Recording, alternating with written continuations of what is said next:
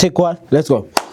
Welcome back to my YouTube channel. If you're new here, my name is Jabulile Mukiti. We are entering the locker room talk where we talk all things sports, what happened this past few weekends, and boy, do I have an exciting one for you guys today. Thank you for showing so much love for the previous video. Thank you for leaving thumbs up. Thank you for leaving comments. It means the world to me. And yeah, grab your snacks, grab your popcorn, grab whatever snacks you need. Step into the locker room because we've got a lot to discuss.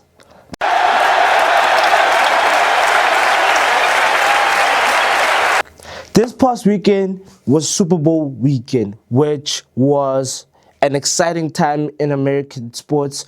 I mean, it's the biggest sporting event in America that happens every year between two football teams, one from the NFC, one from the AFC side, and essentially both of them get an opportunity to fight for that Lombardi trophy and win their championship ring. Well, this time it was no difference between the Seattle Seahawks and the New England Patriots. The victory did go in the way of the Seahawks side. I think the momentum was just towards them, and this game was it was good from the Seahawks side because of the experience that they have, but it was bad from the New England Patriots side because of the inexperience that they had. And congratulations to Kenneth Walker III, who was named Super Bowl MVP after a dominant performance, becoming the first running back since 1998 to win a Super Bowl MVP. And he had quite a game for himself. I mean, it does not take spotlight to their quarterback, Sam Darnold, who did well. He was consistent in such a sense that he provided leadership, he was managing the game, he took low risk, and he got the all essential key first downs. He put them in field goal position, which the kicker was able to make. He played a pivotal role in this whole championship game, essentially. And from New England's side, for me, I felt like this side struggled immensely in such a sense that their O-line could not protect their quarterback, Drake May, and they could not get anything going. They could not consistently move the ball up the field. I mean, they had a few punts. They couldn't get into field goal position. And essentially, how this game was won was through Seattle's defense. I mean, Seattle's defense played a key role in such a sense that their relentless pressure at the front lines was key. I mean, multiple sacks, turnovers, even one turnover was a fumble, which they grabbed, and they managed to get a defensive touchdown, which is still a touchdown with 6 points, by the way. And New England could not, I think the problem that New England had on offense was that they could not adjust to the momentum that the Seattle Seahawks defense put out in front of them, in such a sense that the Seahawks set the level up here, and that offense was always down here. It could not somewhat match it or go on top of it. So it proved to be a huge pinnacle within the game. And Seattle Seahawks strategy was defense first and low risk offense, meaning that Sam Darnold took care of the ball.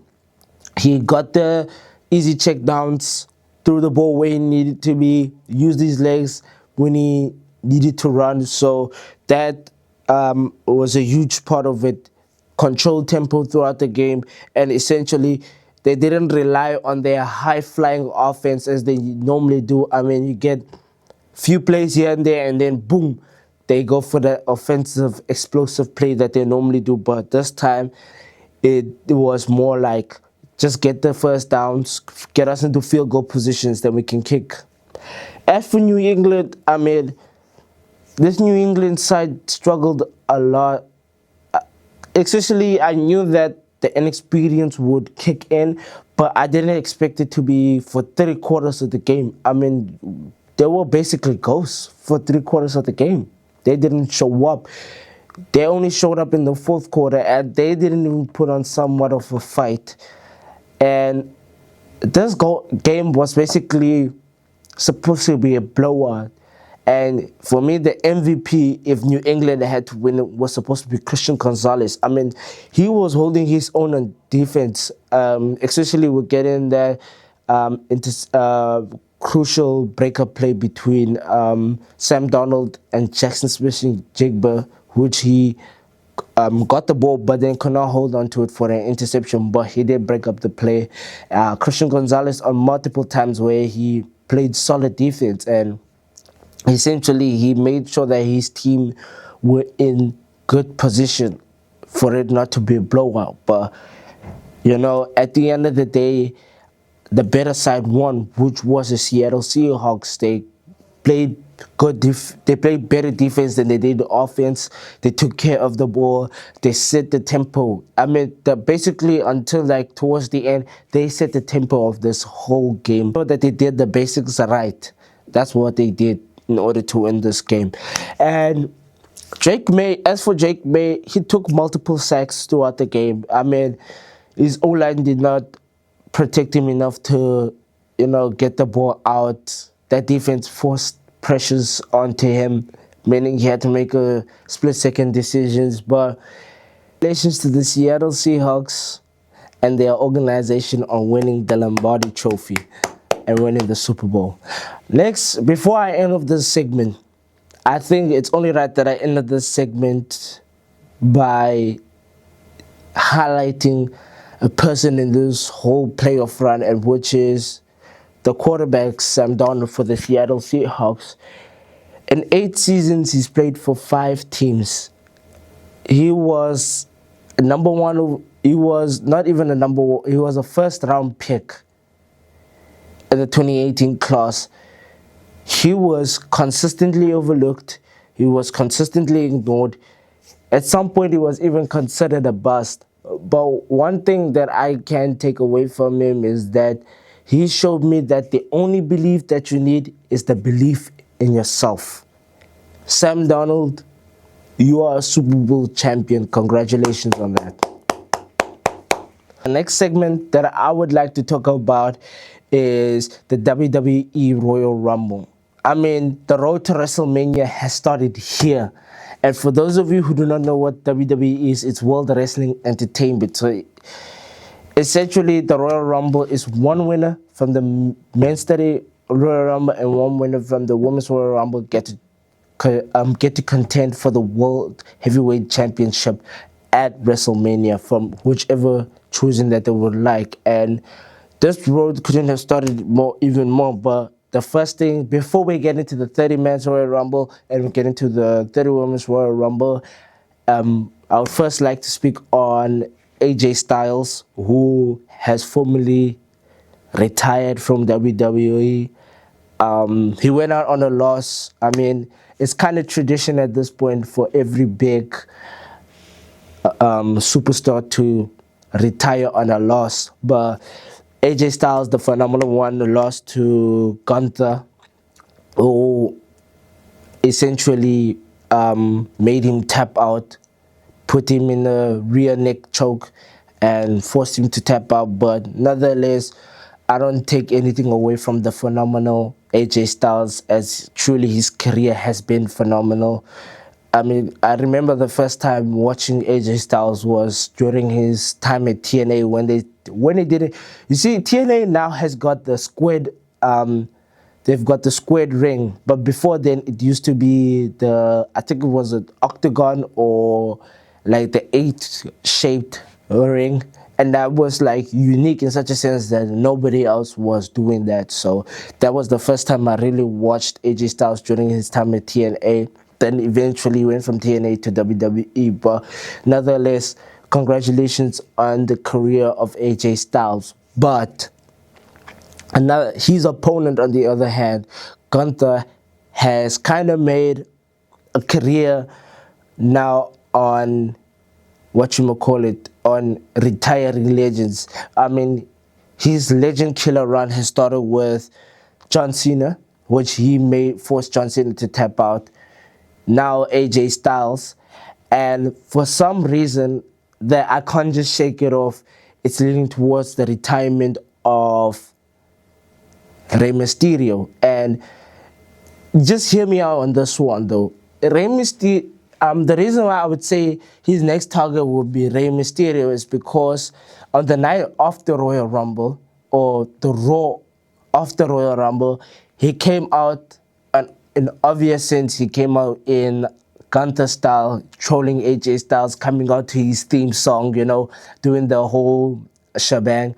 But the other thing that also leads me to Rey Mysterio is because he pulled out an attack on one of his luchadores, which is AJ Lee. Oh, not AJ Lee, Dragon Lee. My mistake. It was Dragon Lee. He put out an attack on Dragon Lee, essentially putting him in a rear neck choke and putting him to sleep. So that's why I say the storyline is leading towards Rey Mysterio's retirement. And I don't know what or when it may be that match may happen, but it's just that feeling.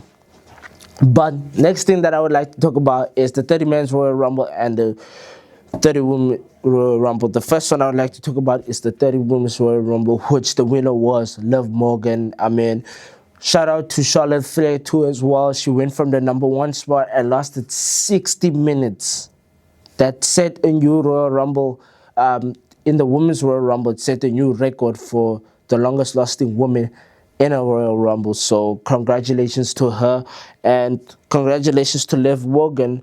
And this is her breakout moment in such a sense that she's no longer, like, she was world champion before, but now it's more like WWE putting her on that pinnacle of being a women's world heavyweight champion. And I think she can have whatever choosing that she would like.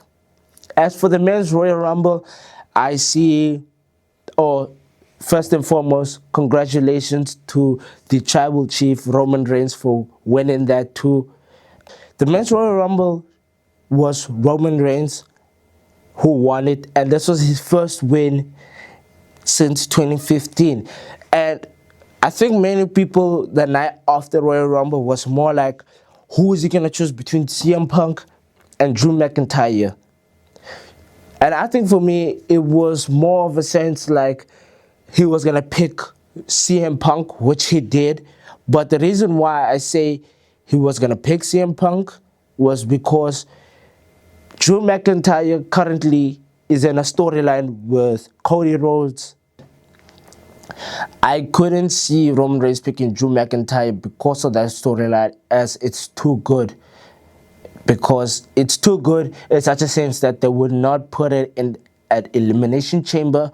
They wouldn't put it on any other card. This is a WrestleMania main event where it could lead to a triple threat match between Drew McIntyre, Cody Rhodes, and Jacob Fatu at WrestleMania. So I think WWE were looking at it from that creative point of view, like, hey, we got a future championship match here, and we got CM Punk and Roman Reigns. Between these two, Roman Reigns and CM Punk, there is no love lost between these two. They genuinely despise each other in such a sense that, WWE and CM Punk had a messy breakup. CM Punk felt like he was not being valued in the company, and he wanted to be a WrestleMania main eventer.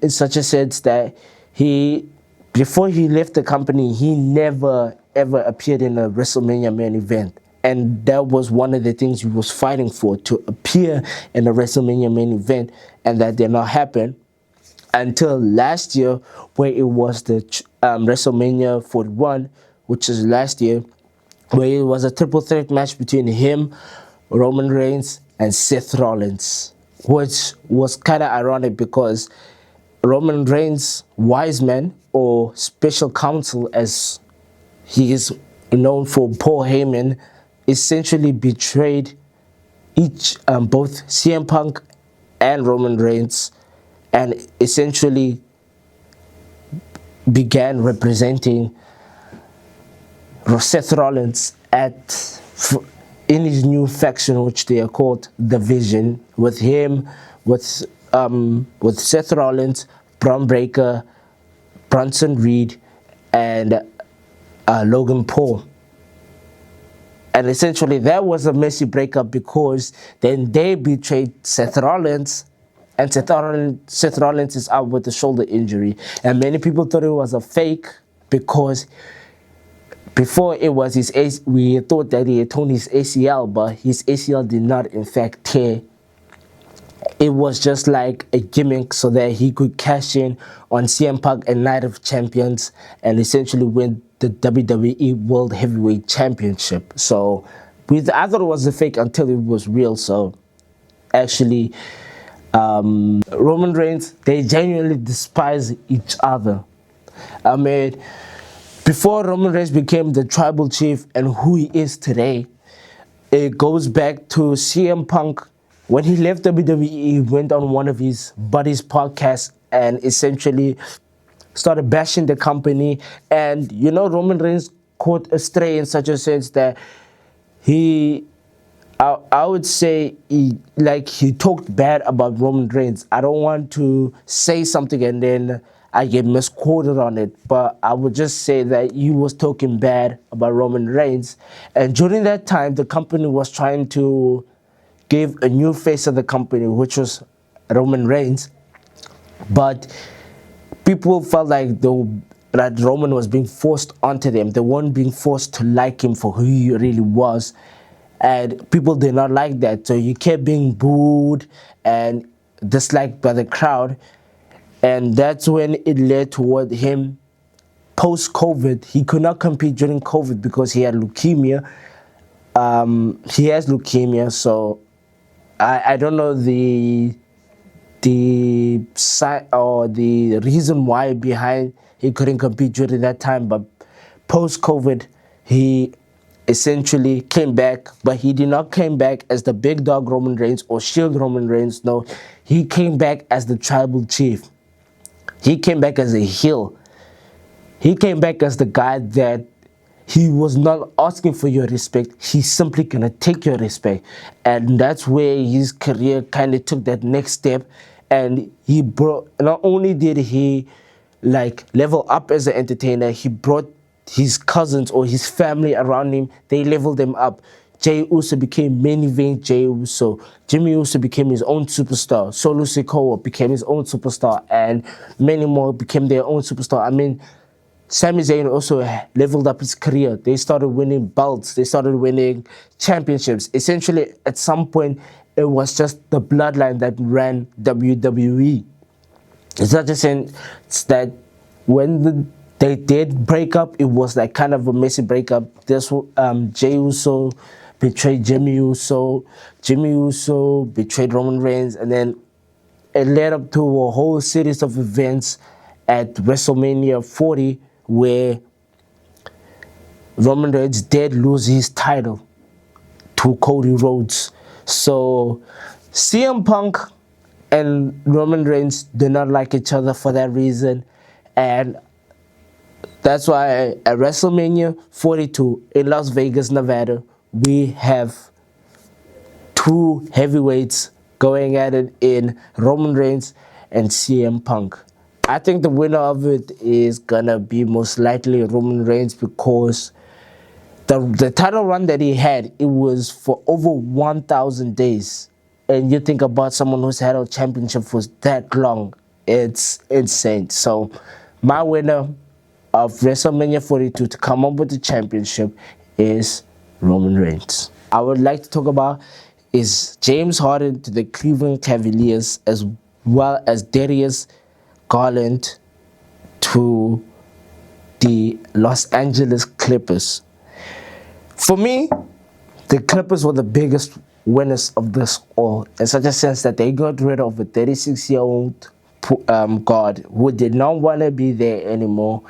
I think the whole Kawhi Harden experiment is officially over, and I can say that because the Clippers are getting Garland, which gives them a future franchise player in him post Kawhi era. So if Kawhi ever leaves, it gives the LA Clippers a strong starting block in Darius Garland, who can be able to lead the team, and they're getting an all-star caliber guard. So Cleveland Cavaliers, they're just making They're also in the Washington Wizard mentality, which is they're in the win now moment as they get a veteran story in scorer in James Harden. They want to put that they want to get a playoff push at the end of the season to essentially go to the NBA championship and win that trophy. But the one concern that I do have is that age and playoff defense remains a big concern for me, because you have Donovan Mitchell, you have James Harden, and you have Evan Mobley, all offensive players. But what about them defensively? And I don't see this Cleveland side going very far in terms of them winning anything without any good defense. The trade that happened was the three-team trade between the Pistons, Bulls, and Timberwolves. Detroit adds Kevin Huerter and Darius Garland. Chicago Bulls gets Jaden Ivey and Mike Conley Jr., and Minnesota clears up cap space. Minnesota is the biggest winners of this. I'll explain why in a few minutes. Pistons get to patch up their biggest weakness and helps them become serious contenders in the Eastern Conference. Their biggest weakness was getting a 3-point shooter. And essentially, they get those in those two players. Bulls, it gives them a more explosive backcourt with Ivy. And Timberwolves freeing up cap space is essential, right? In the NBA, when you make trades, the biggest thing that they look for is their cap space and roster flexibility. So if you have those two, you can do anything.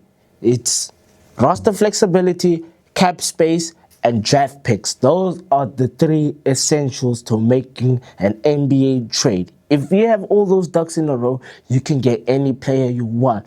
And in Minnesota's case, they are the biggest winners because they can go for huge targets and make those blockbuster moves, in such a sense that they can get Giannis Antetokounmpo, for example, or they can get Ja Morant, who has been in disagreements with his team right now in the Memphis Grizzlies. So it gives them that huge flexibility and that wiggle room. So they're the biggest winners. Well, that will be it for me from today. Thank you so much for watching my video. Please don't forget to like, comment, subscribe, and turn on the post notifications so that you are notified whenever I upload a video. My people and them, love and guidance.